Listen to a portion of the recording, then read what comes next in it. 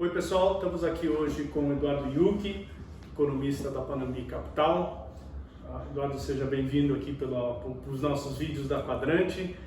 Queria ouvir de você um pouco como é que está a economia brasileira. Você que é um homem dos números, em vez de a gente ficar olhando simplesmente pelo que a gente lê no jornal, ouve nas notícias, é sempre ouvir do economista como é que a gente está indo de atividade, como é que foi o Brasil na primeira metade do ano e o que vocês estão vendo aí pela frente, pela segunda metade do ano e até para o ano que vem.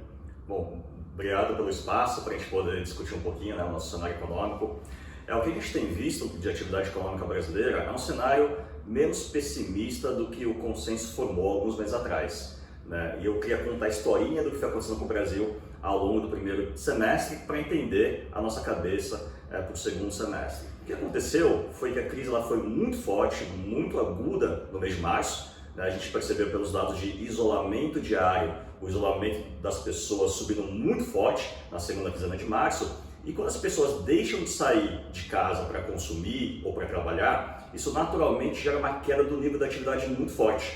Então a gente viu todos os dados caindo muito no mês de março. Isso também aconteceu ao longo do mês de abril, mas o que nos chamou a nossa atenção foi que ao longo do mês de abril, os indicadores de isolamento social começaram a cair, mesmo que de forma voluntária, porque nenhum prefeito falou para as pessoas saiam de casa, As pessoas começaram a sair de casa. E aí então a gente começou a se questionar, as pessoas estão saindo de casa para andar na rua, e aí isso não gera PIB, ou se as pessoas estavam saindo de casa para consumir e para voltar a trabalhar. Então nós procuramos aqui vários indicadores econômicos e um deles foi o indicador de faturamento da Cielo, ou seja, quando você usa a maquininha da Cielo, ela divulga que as pessoas estão utilizando e que o faturamento do comércio está aumentando. E o que a gente percebeu por esse indicador semanal é que já na primeira semana de abril, o faturamento do varejo começou a subir de novo. E a gente falou, ok, então as pessoas estão voltando a consumir. Se as pessoas estão voltando a consumir, alguém tem que produzir esse produto. E aí a gente foi atrás de dados de produção. O que a gente percebeu é que as pessoas também estavam voltando a se locomover para o local de trabalho. E além disso, o consumo de energia elétrica estava começando a voltar muito rápido. Ela caiu muito forte ao longo do mês de março e abril, e em meados de abril ela estava começando a voltar. E o último dado mostra que o consumo de energia elétrica no Brasil já está no mesmo patamar do mesmo período do ano passado. Ou seja, a atividade está voltando. Outros dados que corroboram isso: a utilização de capacidade da indústria brasileira já voltou 80% do que caiu. Então é uma volta de fato bastante importante.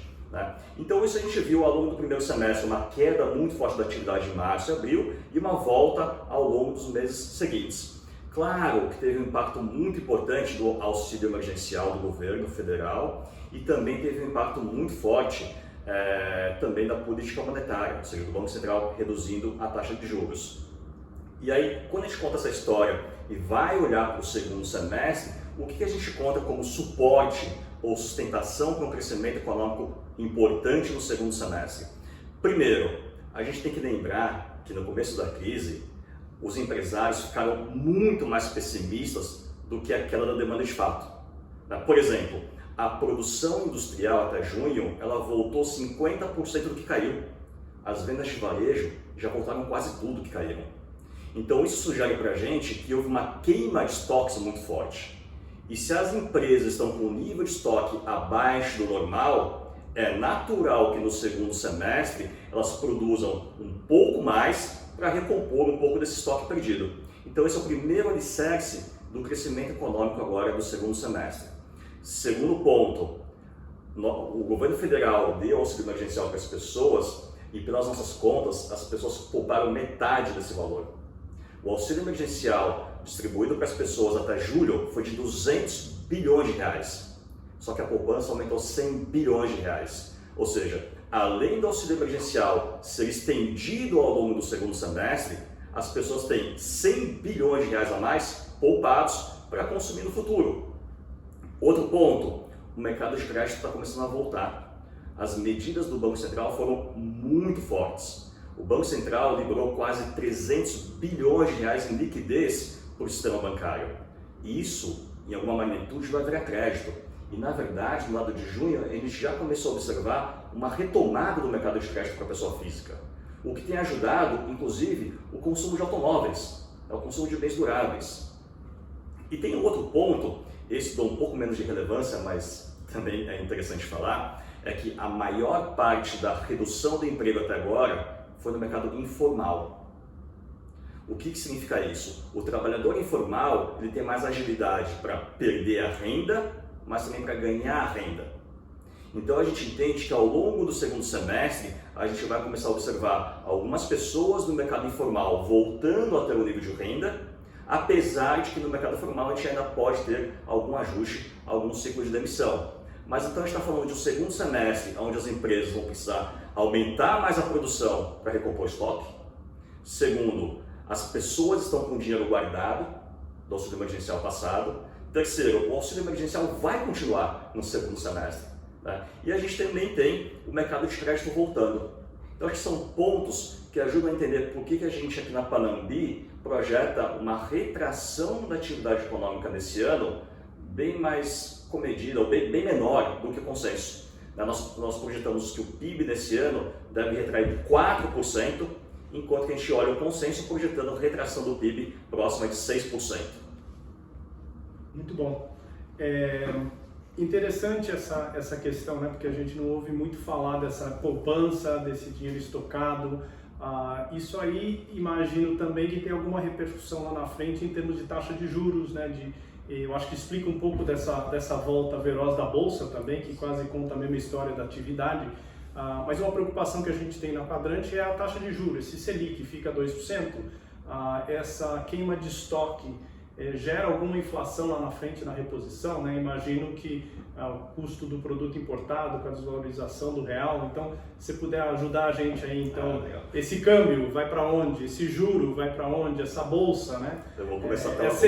Ninguém sabe o futuro, né? É sempre uma projeção, uma expectativa, mas com esse fundamento que você nos trouxe, o que a gente pode esperar desses fatores? Eu vou começar pela bolsa, porque a bolsa está intrinsecamente relacionada ao nosso cenário econômico, né? Porque durante a crise nós enxergamos oportunidades em algumas empresas para comprar bolsa, né? Algumas empresas caíram muito forte durante a crise, o nosso cenário não era tão pessimista assim, né? E a gente entendeu que isso era uma oportunidade para aumentar a nossa posição em renda variável durante a crise.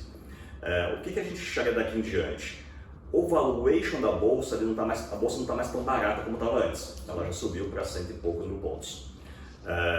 Por outro lado, existem dois argumentos favoráveis e que nos mantêm otimistas em relação ao mercado de renda variável.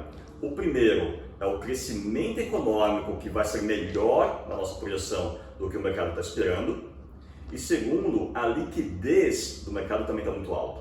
Então isso deve sustentar o mercado de renda variável ainda pela frente. Em relação ao real, ou ao dólar, a gente tem uma visão que a taxa de câmbio entre 5,20 e 5,30 ajusta as contas externas brasileiras para essa nova realidade. Então hoje a gente entende que o câmbio entre 5,20 e 5,30 está ajustado para o que deveria ser.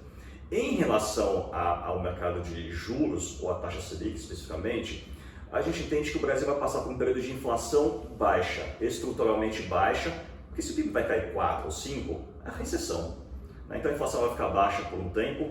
A gente entende que o Banco Central vai manter os juros de 2% pelo menos até a metade do ano que vem, e aí ele vai precisar normalizar. A recuperação da atividade econômica, ele vai levar o Banco Central a normalizar juros a partir da segunda metade do ano que vem. E a pergunta para onde? A gente acha que no final do ano que vem a Selic vai estar por volta de 3,5%, tá elevando depois ao longo do tempo a Selic até um patamar entre 6% e 6,5%. Muito bom. Eduardo, muito obrigado pelo seu tempo, obrigado por nos receber aqui na Panambi Capital. Até mais. Muito obrigado.